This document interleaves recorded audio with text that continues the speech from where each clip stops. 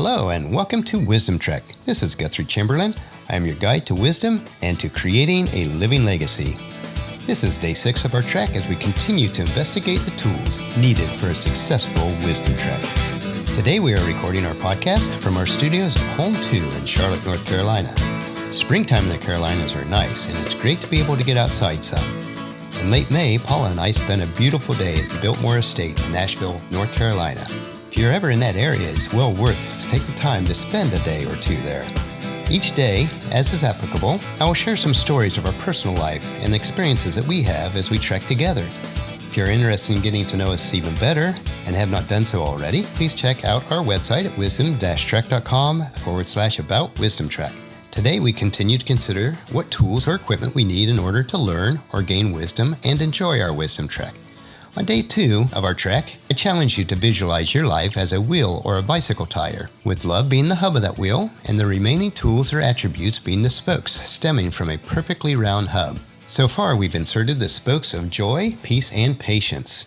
I also used a second analogy of love being our backpack on our trek, and each of these attributes as tools that we need for our success. Whichever one of these you can visualize the best, please use, and I encourage you to work on strengthening these attributes in your life. I've provided tools to assist in these areas which can be found on the journal for each of the days or on our free resources page at wisdom-trek.com/resources. If you've not taken time to listen to the previous episodes, I would encourage you to do so. During the first 2 weeks of our podcast, the nuggets of wisdom that we will consume will build on each other as we lay the foundation of living an abundant life while creating a living legacy. The remaining spokes in our wheels, or tools in our backpack, are kindness, goodness, faithfulness, gentleness, and self-control. These attributes are referred to in the Bible as the fruit of the Spirit, and as we cultivate this fruit, it will grow in our lives as we build the foundation to create a legacy of wisdom, to seek out discernment and insight, to boldly grow where few have chosen to grow before. In doing so, we will establish the framework in our lives that will truly allow us to live long and prosper. Looking at a farming analogy, a healthy and abundant harvest of any kind is dependent on the proper nourishment. In the same manner, if we expect positive results and habits in our lives, then we must cultivate our lives physically, emotionally, educationally, and spiritually. Only then can we expect our lives to produce an abundance of good habits and traits. I encourage you to take the 9 tools self-assessment to see which attributes in your life need a little bit more nourishment or in cultivating without ignoring the existing strong points. So today we'll look at the attribute of kindness. As we consider kindness, it can be one of the most powerful and life-changing attributes or tools that we possess. To be kind to another person does not cost us anything. It should be easy for us, and it can change the world for others. We never know what another person may be going through, and an act of kindness can quite literally be a matter of victory or defeat, or even life and death. You might think of it this way: be kind, for everyone we meet is fighting a battle that we know nothing about. Kindness may be harder for some people who through genetics or environment have not learned to practice kindness, but kindness can become its own motive. We are made kind by practicing acts of kindness. Everyone has a capacity to be kind to everyone that they meet. As we learn and grow in wisdom, we realize that the lack of kindness is really a sign of being selfish or an unwise person. Just as the lack of any of these attributes is a sign of selfishness, at least to a certain degree.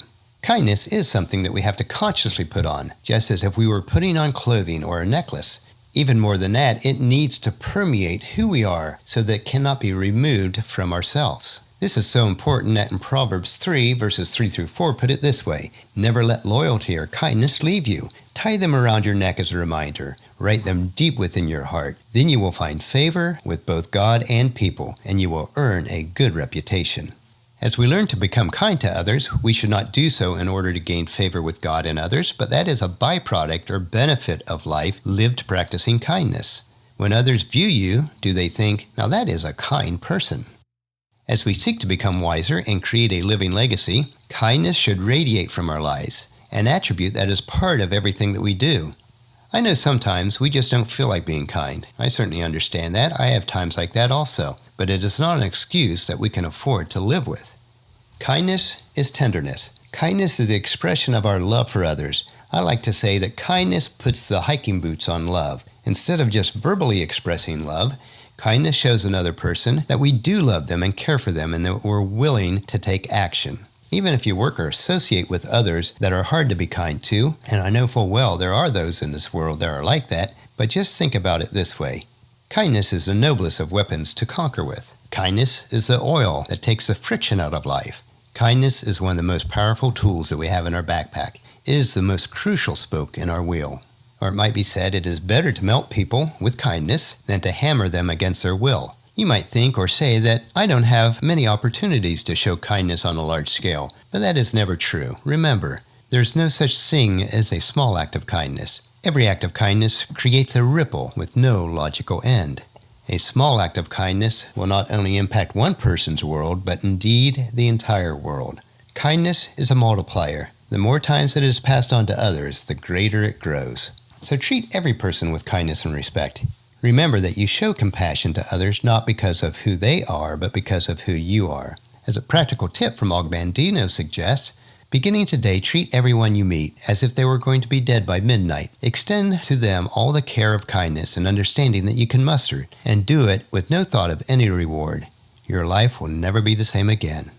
In my faith walk, I look at the source of me being a kind person, and it stems from God, as is quoted in Psalms 145:7. The Lord is righteous in everything he does. He is filled with kindness.